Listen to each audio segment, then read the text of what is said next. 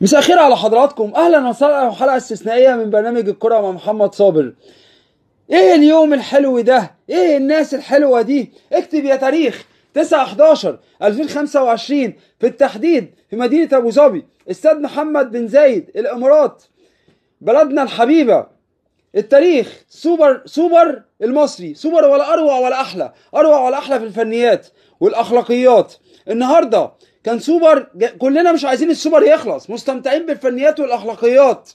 الف الف مبروك للنادي الاهلي وجمهوره العظيم ومجلس ادارته وجهاز فني ولاعيبه، وهارد لك لجمهور العظيم لنادي الزمالك ومجلس ادارته ولاعيبته وجهاز فني. لا البطوله دي هتزود النادي الاهلي ولا البطوله دي هتنقص من نادي الزمالك. النادي الاهلي عظيم بجمهوره وبمجلس ادارته وبجهازه الفني وبلاعيبته، ونادي الزمالك عظيم بجمهوره العظيم ومجلس ادارته وجهاز فني ولاعيبه. الف مبروك لمصر. مباراه ولا اروع ولا احلى في الفنيات. محدش يقول لي تعصب، محدش يقول لي تعصب.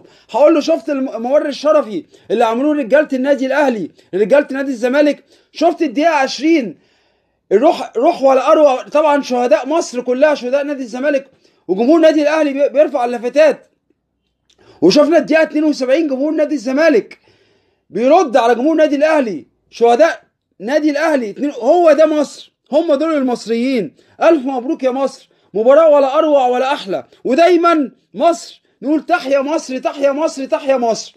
انا سعيد جدا اللي كنت مع حضراتكم في ليله ولا اروع ولا احلى، سوبر ولا اروع ولا احلى، زي السيستم اللي احنا اتعودنا عليه. هستنى حضراتكم بعد الحلقه لاني بتعلم من اراء حضراتكم على برنامج الكره مع محمد صابر والاعلامي الرياضي محمد صابر على الفيسبوك، وقناتي على اليوتيوب الاعلامي الرياضي محمد صابر. وميرسي جدا لحضراتكم.